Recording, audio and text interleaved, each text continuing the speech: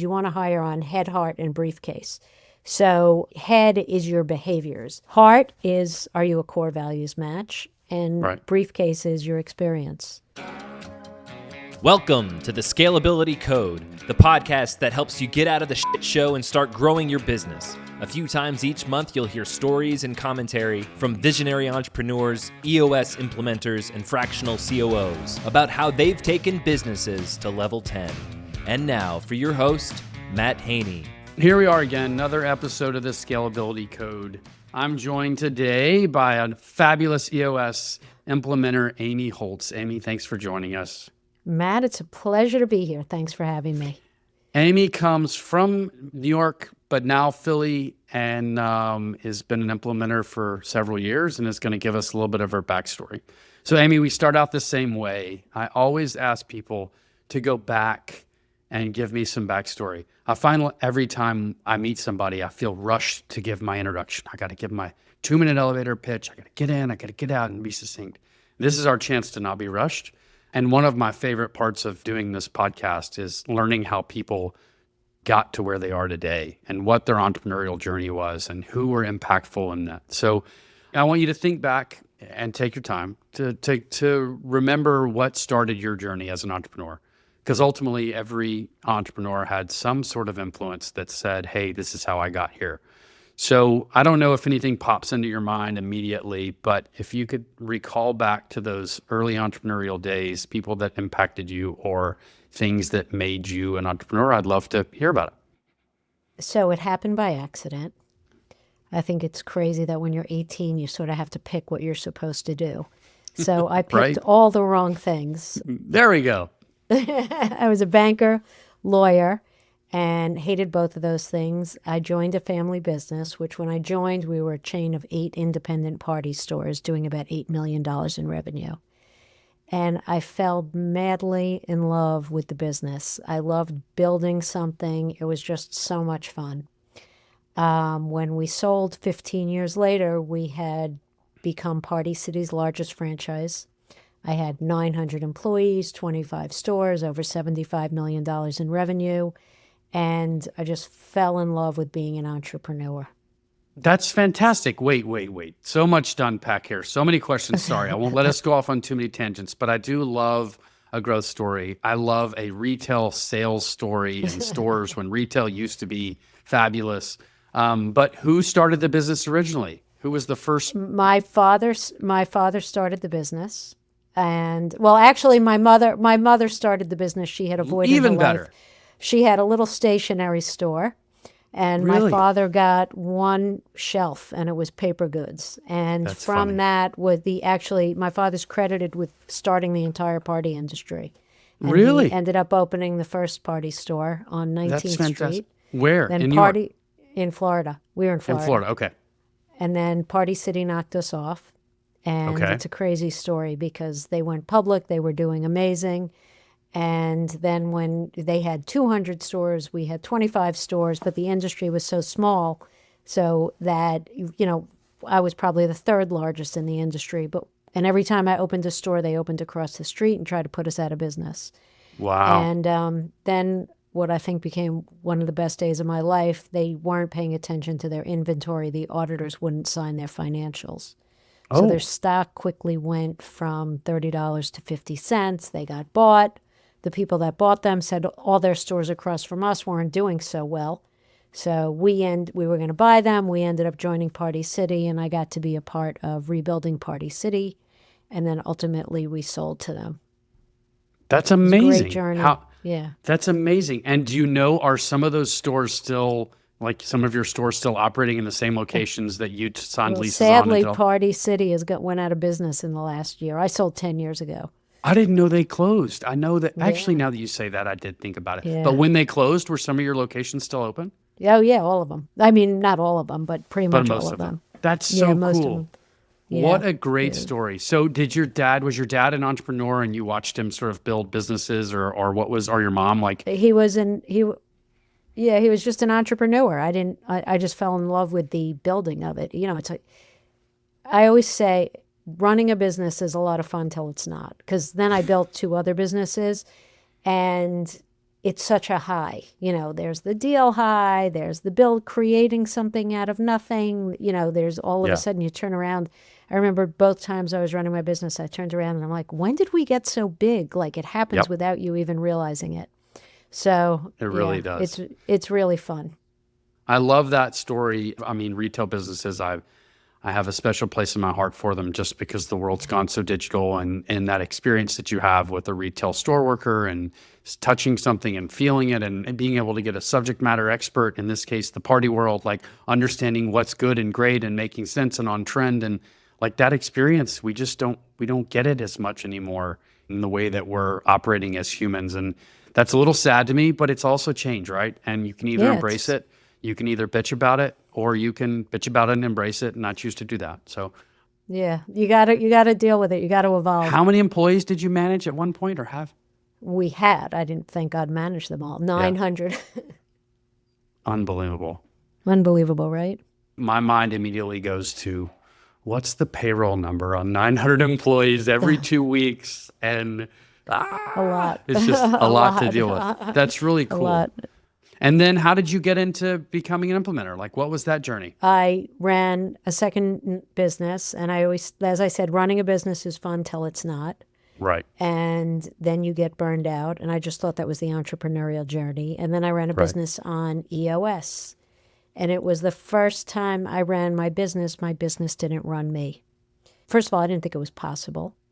It was so powerful. And then when I reflected on my leadership journey, well, I've been very blessed with a lot of success. I made a lot of mistakes along the way. And I really believe every mistake I made, I could have avoided had I been using EOS or a system like it. So it was a no-brainer to become an EOS implementer because I love helping people. That's fabulous. And how long have you been a full-time implementer? For about 5.5 years. That's awesome. So you had some COVID days there where you were probably working with clients through some really challenging times. Yes. The entrepreneurial journey is a lot of ups and downs. There's nothing easy about it. It could be when it's fun, it's really fun and really rewarding, but there's nothing easy about it. Well, and the lows are low, especially when you're a visionary entrepreneur by yourself or feeling that way. And I've had more conversations with my clients where they're like, I'm just happy to have somebody I can be honest and vulnerable with as we're talking through their journey with them. Just like when you guys meet with them in session, you have to be a certain way in a session room as a visionary because the rest of your team's there with you. They're expecting you to be the solid leader. But a lot of these entrepreneurs, I know, cherish their relationship with their implementers because you become much more than just an implementer. You're an advisor, you're a coach, you're a confidant, you're somebody that knows their world and has been in their shoes before. And that's a incredibly comforting place to have, an advisor with. But they have that with you too, because the most important thing is that visionary integrator relationship. It's rocket fuel when you get it right. It is. So you two are that exact same I always partner. say, and I don't know if you relate to this, it's like as an integrator, and a fractional as well, you wear a lot of hats. And I know implementers that wear a lot of hats too. It's part relationship coach with relationship between the integrator and the team or the visionary and the team. It's part psychoanalyzing how people are acting and reacting. It's part accountability. It's part business plan execution. It's part P&L management. I mean, we really get to have a ton of fun because we get to have so much interaction with various teams and team members, and it's awesome. And I know you guys get to see some of that too and send them off into the next 90-day journey with their rocks in front of them, hopefully smart rocks, by the way. Well, when they have you, I expect them to be smart with rock planners and, Have you seen some of the AI tools? I don't know. I'm a big fan of 90.io. Do you know 90? Of course, yeah. So 90 has they've had some really big changes in making the process of creating rocks smart. They have I don't know if you've seen this, they have this AI tool that says, help me make this smart. I have had so much success with that because it takes away that kind of blank paper analysis. If you remember back to college or law school, you write a paper and you start with this blank page. And the first sentence is the hardest sentence. And then once you get going, you're like, all right, I'm in flow. I feel like setting milestones for rocks, a lot of people have that same fear. They start and they're like, man, I don't even know where to start making this. And having that 90.io integrated tool has really helped people at least get going. And then we as fractionals can come in and help them, polish it and get better dates and make sure it's smart and so forth. So that's cool. Anyway, that's a tangent. Yeah, I love AI. Yeah. I love AI. But, it's not always right, but I love it. It's not always right. And it has made a huge impact in our business as well. Well, let's go back. I'd like to kind of dig in a little bit on some of the challenges that you're seeing with some of your clients. So if you could think back to your last session, it may have been before the holidays, so it may have been a minute, whether that was a quarterly or an annual. Okay. And I want you to see if you can pull out a theme that particular business or visionary was struggling with that you've seen before.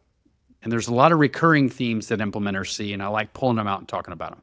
Yeah, well, there's definitely a lot of patterns. I am thinking of an annual that I just had before the new year, and it became abundantly clear that the visionary, like I think many visionaries, is terrible at hiring. And some visionaries are amazing at hiring, but if you get that hiring right, it's a game changer. So this visionary hired a salesperson for a process job. So guess how that worked out? Not well. A lot of confusion in the ranks here. Yeah. So basically what was discovered by everybody was that the person is better in a sales job. And he actually made the decision to leave to go to a company that was more in line with what he wanted to do. And I think it's better for everybody. And what was the root cause of the issue? The root cause of the issue was really the hiring process. Let's dig on that for a second. So like job description was inaccurate, thought we needed an apple, but really we needed an orange. What do you mean in terms of like? I think in this particular case, but a lot of my experience comes through mistakes, but I think this particular guy did it the way that I did it. You could give me any job and I'll figure it out. Sure. And he's an owner and he's super smart and he sits in 10 seats and he just assumed that the guy said he could do it, so he would do it. But he didn't understand that you really need to get people working in areas of their strengths. Yeah. Did they use Colby or any other personality assessment tool? I'm a big predictive index girl. Oh, it's fantastic. Because, it's fantastic. And I love that it's a 5-minute assessment. So he came out as a promoter, which is, a great salesperson. Of course. And he didn't match his job target at all. But what we teach in predictive index is you want to hire on head, heart, and briefcase. So head is your behaviors. Are you capable of, thinking like a process person? How do you behave? Could you do repetitive tasks? Can you take risks? Are you risk averse? Heart is, are you a core values match? And briefcase is your experience.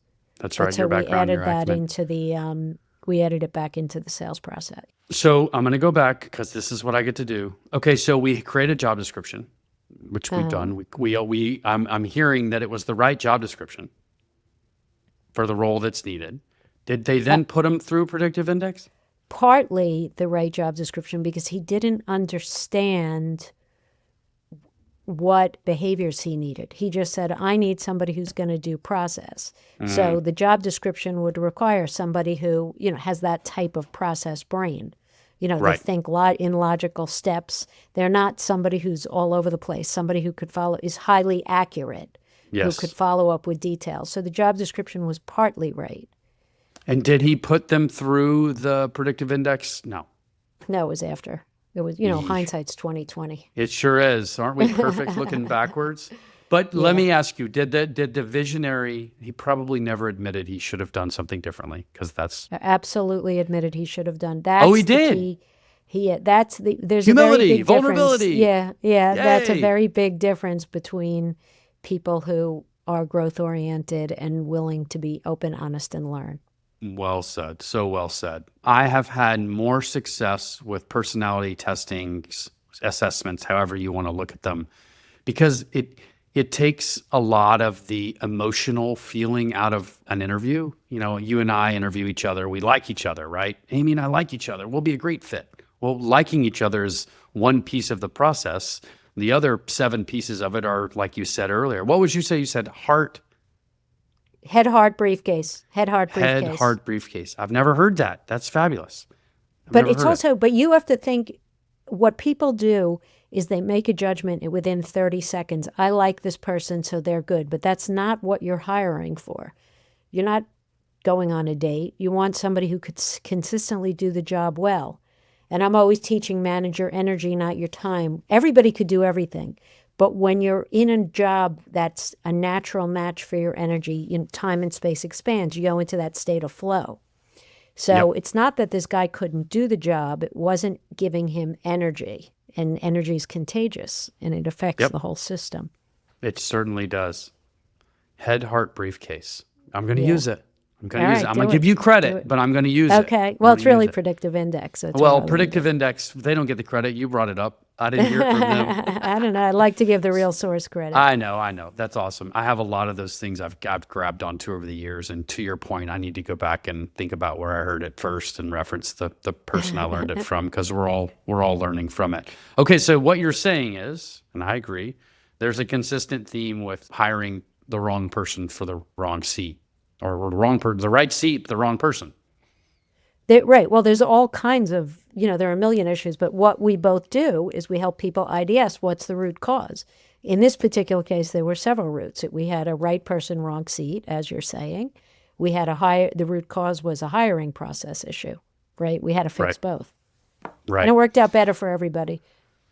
But still a false start, and still costs some disruption in probably both parties' life. The person who was hired for a job then was unsuccessful, and then the visionary hiring someone and they were unsuccessful. It's truly a lose-lose, and ideally you're hiring the right person to avoid that. You are listening to the Scalability Code. I'm your host, Matt Haney, founder of Sinclair Ventures, and we help visionary entrepreneurs like you get out of the shit show and focus on growing your business. We offer fractional COO and leadership coaching services that free up that brain of yours to focus on what's next.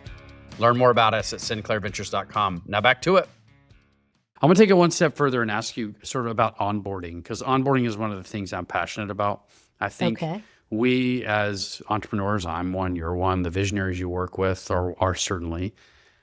Do you see a lot of challenges with onboarding? Meaning we get the right hire. Okay, here you go. Here's your desk and your computer. Yep, all the time. All the time. Yeah. I'll tell you the most extreme story is I introduced this visionary to the concept of an integrator. Crazy, crazy visionary. And I introduced him to the concept of an integrator, and he's all excited. He's like, great. I get to do the fun stuff. I get to make the deals and let somebody else, do the stuff you do all day long, Matt, which you can't live without. Yes. So he gets all excited. He hires an integrator and he says, okay, bye. Drops the keys. There was no onboarding. Guess how that worked out? Yeah, like a dumpster fire, I'm guessing. Yeah, right. What starts well ends well. So I applaud you. How do you get people onboarded right? Yeah, it's a great question. Onboarding is one of the things that I tend to obsess over, and mainly because there have been many scenarios in my previous businesses that I've owned and operated and in businesses that we've consulted with as fractionals, where the best of intentions are there, right? We make a good hire, but we don't set them up for success. And the simplest way of saying it is setting expectations and managing against them, making sure that we're telling that person what our expectations are for them. They're telling us what their expectations are for us as a leader, as a visionary, as an integrator. And then we're checking in on them. We're managing against them. People like structure. And the main reason I see people liking structure is because they want to know if they're doing a good job. Everyone likes to be told when they're doing things right. And most people don't like being told when they're doing things wrong. But the reality is that's what our jobs are, is to set expectations and manage against them. And when you start that out on the right foot, what starts well and ends well, as you said, but just people checking in with them, having a weekly one-on-one, making sure you have an L10. And what I've found with visionaries is that most times they don't want to deal with accountability. Now, that's obviously an exception. But in my experience, I don't know about yours, holding people accountable is not innate to a lot of people. It's not innate for visionaries, and that's why they need integrators. I was just on the phone with one today. He has no desire to hold people accountable. It's a visionary thing. I think it's written in rocket fuel. Yeah. But you can't get away without an integrator. Yeah. Well, a lot of people do, and they sit in two seats, and we look at them and we say, I am giving you my opinion, which is you need someone to do these things. And onboarding, a lot of it is just accountability. It's like, what's my job detail? We spend a lot of time as fractional integrators pulling out job descriptions, sitting across the table from somebody we're managing. We're saying, this is what you were hired to do according to the job description. Is this what you're doing? And if you're not, we can work with it. But this is what the role was. And have we as a company done you right by helping manage you against that job description?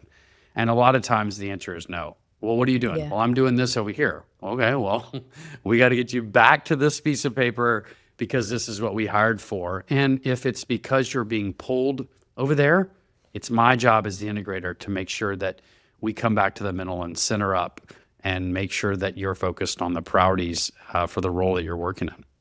Yeah, super important. I can't emphasize enough the need for an integrator. I just want to share a little personal story. Please. I always joke, I was a visionary who was sitting in the visionary integrator seat because I didn't know about EOS. Sure. I didn't know about it. And when we talk about, we have the famous tool, delegate and elevate. Love it. And we tell people, write down everything you do and put it in one of 4 quadrants. I'm just saying this for the audience. I know you know. Sure. Things you love to do and you're great at, that's ideally where you want to spend all your time. Things you like to do and you're good at, also okay. Things you don't like to do and you're good at, that is what we call hell. And what's the problem with that? That's where I lived my entire career. Oh. Nobody wants you to give it up because you're good at it. And why hire somebody when you're doing a good job? But what happens? It drains your energy. And my kids used to jokingly call me the bitch CEO, and they were actually right. And the reason was my energy was so drained because I spent all day being an integrator, when really I should have been a visionary. So I wasn't so nice to a lot of people. I was frustrated, draining their energy, which was terrible. And then I really believe in my heart of hearts, had I sat in the right seat, living in my unique ability, our business would have sold for more money. We did not save money. It was expensive. So for everybody who's considering a fractional or an integrator, get one. That's so awesome. God, what a PSA, public service announcement for all the visionaries out there that are struggling. I had this conversation this morning, Amy, with a landscape architect who is, in every sense of the word, a visionary. I mean, come on, you couldn't be any more than a visionary as an artist or an architect. And he's busy running his business, but he's busy delivering work and not building the business. He's in the business, not on the business. Right. And he's in the projects and he's in it and he's in it and he's successful. He's doing well. But I'm telling him, hey, just hire somebody, maybe us as a fractional integrator, to help you figure out what you need. He doesn't know what he needs as an operator. He doesn't know how much experience they need. And I always tell him, that's the beauty of a fractional, is we're not the long-term marriage. We're a short-term relationship that's going to help you find your long-term spouse. And that's what we get to do. And I just said, hey, I promise you, you're not giving up control of your business. You're not relinquishing the operating task, I mean, you kind of are, to someone else. But we're here. We're working alongside it with you to make sure that you don't go through that frustrating piece of entrepreneurship that you had to go through as not having someone to help you execute. Yeah, it's a no-brainer. And the advantage of a fractional is you hit the ground running. I mean, I've used fractionals many times, and it's always been great every single time. The onboarding process, the on-ramp, I mean, we just start running. We just get in there, we start having conversations with folks, and it's also, I think visionaries have told me over the years, it's nice to have someone hold themselves accountable and produce accountability to the visionary, because most times, remember, they're responsible for doing that. We, as fractionals, come in and say, this is what I'm going to do. Here's how I'm going to report on it. These are my rocks. These are my to-dos.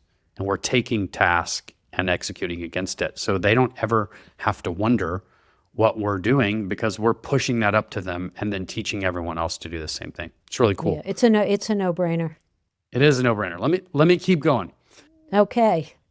What is the loaded question on intentionally? What's your thought? If you can narrow it down to one thing, great. But if you've got a couple things, that's great. Around managing people, what do you think the hardest struggle you had to deal with? We talked about accountability, and that might be it. But is there any other things that pop up that you could share wisdom with us around ways you've struggled to manage people and overcome it, or just things that suck about managing people? Managing people is complicated and hard. But first, you have to actually be willing to do it. Yeah. So I recently had an experience where it's a personal experience, but it really brought home the most important thing of why we need to really lead, manage, and drive accountability. So I wanted to lift weights 3 times a week. I'm getting older. I have osteoporosis. So I put it on my scorecard. 0, 0, 0. So really, if I had a good integrator or I had somebody holding me accountable, I wanted this goal. Yeah. It's something I wanted. If I had somebody holding me accountable, they would say, hey, Amy, you didn't hit your scorecard item. What could I do? Could I hire a trainer? Could I block time out on your calendar? What could I do? Because nobody was holding me accountable, I'm not getting where I want, and the company is not getting where I want. So It's not holding people accountable. It's being great leaders and managers, and you create an environment where accountable people thrive. You're helping people achieve their goals and the company's goals. So I look at it as I'm trying to get my clients to create an environment where they're constantly coaching and constantly growing their people. Because great leaders are creating leaders, not followers. Ah, so well said. But it's true. So therefore, if you're going to grow, you need everybody in your organization to grow with you. So therefore, you're helping them grow. You're enabling yourself to delegate and elevate. You're letting them elevate, and you're doing everybody a favor. You are. So, and you're doing what you should be doing as a leader and as a visionary, which is not doing everything yourself. And like we said earlier, accountability is also affirmation and confirmation that people are doing their job the right way. And I love leaders building leaders is ultimately it's our job to do. And that's a privilege I've had for my whole career is looking at making sure I'm looking, down the line in terms of age or seniority or experience and working to build that next person up. What an honor to say that you helped build someone's career. I mean, that's so fantastic. Yeah. Can I share something with you? It's Please, Jewish, come on. But yes, it's let's go. My whole leadership journey has been inspired by the Hanukkah candles. Wow, that's amazing. The flame of a candle represents your soul. And what the Hanukkah candles teach us is if you light another candle, your flame doesn't diminish at all. You just bring more light into the world. And Very cool. That's what I love to do is help bring more light into the world. And it sounds like you like it too. You just have never heard the Hanukkah candle story. I haven't heard the Hanukkah reference to it. Now that you put it together, we lit our menorah a few weeks ago, and my kids love that. And it always gives us an opportunity to share stories and bring things back and be grateful. But I haven't heard about that. It's like you're lighting another candle, yours still stays bright. Right? You're not putting yours out. Doesn't diminish at all. It doesn't at all. Bringing more light into the world. Exactly. You're just adding more light to it. Wow, what a great symbolism of just making sure that by building new leaders, we're still great leaders ourselves, and we're creating new leaders moving forward. What a really cool And it's also the analogy. only way you're going to build your company. Because with the pace of change today, people need to be empowered to think. They need to be empowered to do, and you need a culture of constant learning today because things are just moving, the disruption. And by the way, I think people that don't have a journey or a path or a career plan in their mind or a pathway inside your company as visionary, you're just training them to go work for someone that does. I mean, you're just giving them experience, which is fine. But if you don't give them a path, they're going to go get it somewhere else. And part of people growing as humans is that they want that path. And if you don't have a spot for them or a seat for them on the accountability chart, then it's our job, in my opinion, as leaders and as entrepreneurs to help them find that spot. because they're going to leave you high and dry one way or the other. Maybe not high and dry if you help them, but if you don't help them, they're probably just going to leave you holding the bag. Instead, it would be like, hey, how do we create this journey for you where if you do need to leave, we have mutual time, we're figuring it out. And guess what? I'll be the first one to help someone get to their next spot. I love serving as a reference for someone who's crushed it. What an honor to be able to get on the phone and say, I helped this person get where they're going. They were incredible. They're absolutely going to be the right person for you. Here's what they need to thrive and survive. That's how it should be, Amy. We should be exactly setting people up. And then you have happy alumni. Absolutely. It helps your hiring brand. Hiring is like a brand now too. And it's just the right thing to do. It's just the right thing to do. It is the right thing to do. Wow. Well, let's see. I had another question. Oh, I always ask this. Tell me what you do outside of work. As a visionary yourself, you have to have energy. You've got to get energy from somewhere. What other than session rooms all the time? What do you do outside of work for fun or to keep you energized? I always say I'm not fun, but I'm writing a book. Fun. About the fact that we're really actually souls on a journey called life. And life is an obstacle course, but that obstacle course is designed for your growth. So even though we have many, many challenges and life is really hard, I think one of the problems today is people think life is hard. People think life's supposed to be easy and it's hard. But every challenge you overcome makes you stronger. It's terrible. I'm not saying it's not terrible, but it enables you to grow. And but also, we are way more powerful than we think, and we could achieve way more than we ever thought possible. I know that I have in my career, and I believe people are way stronger than they've ever thought possible. That's so well said. So as someone who likes to hold people accountable, where are you in your book journey? Oh, I'm not so accountable. Well, well, how's it going? I need a fractional integrator. You know any? I know a few. Do you think it's something you'll get done this year? It's on. I just put it on my annual goals for 2026. We'll see. Good. Well, here's my request. You and I get to touch base at some point in the near future. We get to check in on your progress, and maybe I'll ask you a hard question or two about some deadlines or SMART goals that you have around getting that thing out the door. Yeah. Deal? Yeah, I gotta try that 90 IO Smart Rock. Yeah, exactly. Well, Amy, I'm going to wrap us up. I really enjoyed our time today, and I find your background fascinating. I find your demeanor, your energy as something that's very inspiring, and I've done this 40 or 50 times, and you will be one of the ones I remember and think about and reflect back on. And I think you've got a lot of wisdom that you're wise beyond your years. Thanks. Thank you. It's hard earned through mistakes. Thank you for joining us on the Scalability Code, and I look forward to talking with you again soon. Okay. Take care. Thank you for listening to the Scalability Code. If you made it this far, please follow the show on Apple, Spotify, YouTube, or wherever you get your podcasts. Let's get out of the show together. We'll see you next time on the Scalability Code.